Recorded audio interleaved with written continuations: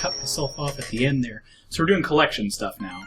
Yes. Which, actually, I guess would be kind of a good opportunity to talk about anything else that we wanted to discuss about this marvelous game. So what the fuck's the story right now? Oh, okay. So basically, I can pull excerpts of it right out of the instruction manual. The whole general idea, though, before I start reading it, is, it's like 100 or so years after whatever the end of events is in the classic Mega Man game. Also, I guess, here's a skip button for anybody that doesn't want to hear this, but you're here for the story, so you do. But, so, X is Dr. Light's final creation, and he's the first one that's, like, able to actually think and make his own decisions. So he isn't programmed. Like, Mega Man was a good guy, and there was all kinds of, like, why do robots have to fight each other and everything, but it was still, like, his programming, and so, like, all of that were still, like, people telling the robots what to do. In this one, X is the very first thinking, feeling like he's more like a person than a robot. And because of that... He's more man now than machine. Basically.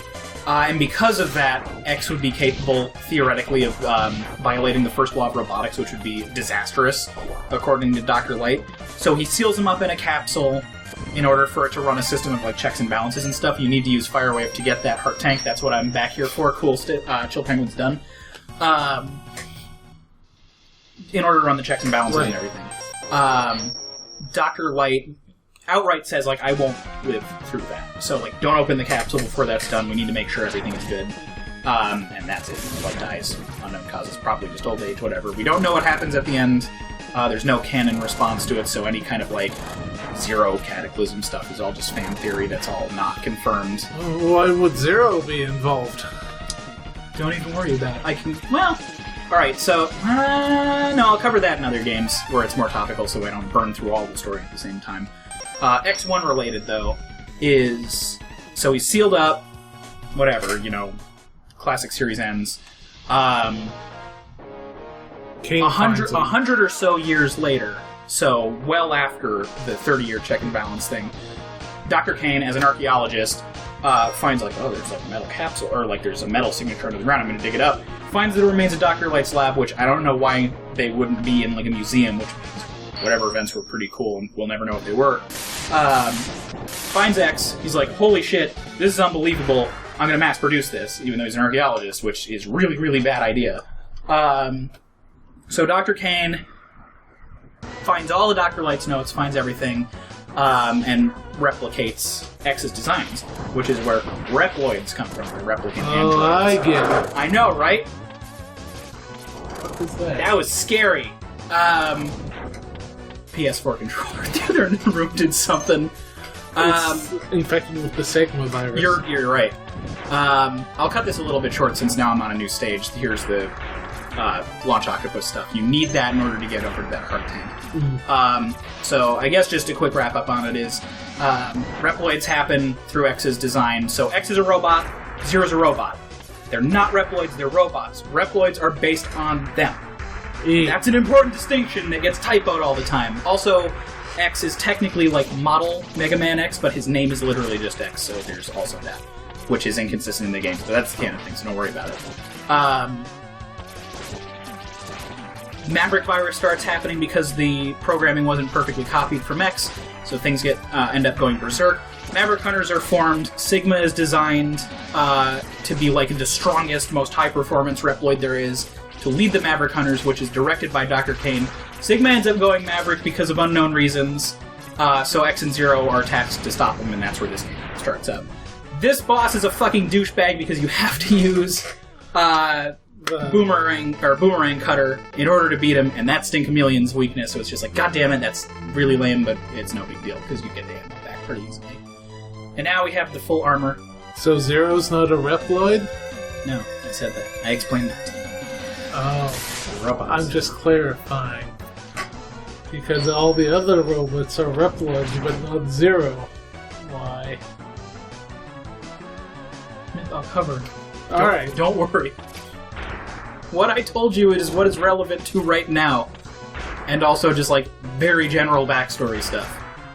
But, yeah, so that's the general nutshell. I had to speed through a lot of that. X wasn't always a Maverick Hunter, I guess, while we're plowing through all the cute birds and everything. Well, I would assume so, unless, like, the second he woke up suddenly... Well, no. I mean, like, even when the Maverick Hunters were formed, X was still pretty, like, more or less just Dr. Kane's assistant. Like, he never fought. It wasn't really until the Maverick Uprising that he was like, yeah, alright. And that's kind of conflicted a couple places, so it's a little beforehand, I think, is, you know, he's interested in being one, so he fights alongside Zero and Sigma in the field, but he's not really higher up, and he doubts his abilities and stuff like that, and then Sigma happens, and everybody's like, okay, now it's personal, like, as cliche as that is, like, he was our commanding officer, he's supposed to be perfect, I'm gonna be the one to deal with this. So, X and Zero go out and do that. I like that X isn't really, like, the chosen one in this game. He's just a dude. More or less. I mean, it's... He is and he isn't. Like, he's the progenitor, but that doesn't really make him special other than that one specific regard. Yeah. And I think some of the extended stuff that's brought up more in Maverick Hunter... Maverick Hunter X does certain things really right and certain things really wrong, and I'll do some kind of report on that at some point. But one of the things that it covers is that X cares and worries more than other Reploids, or than the Reploids do.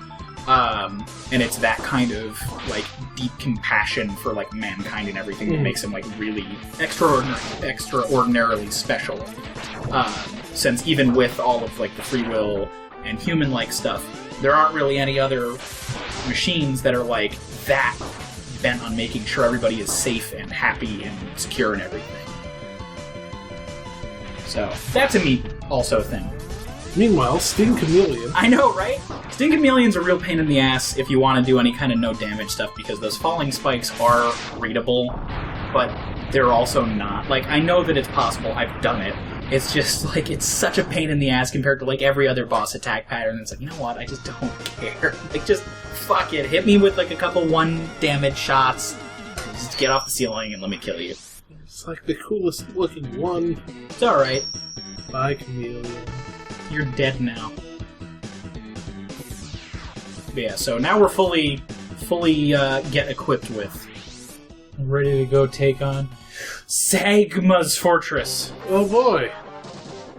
Get some exploratory dialogue here. So for a long time, I thought that this was the exact same backdrop as it will be in the, as the city backdrop at the start of Sigma Fortress 1. It isn't, but it still looks like the same landscape and building design, so I'm willing to say it's the same city, but not background.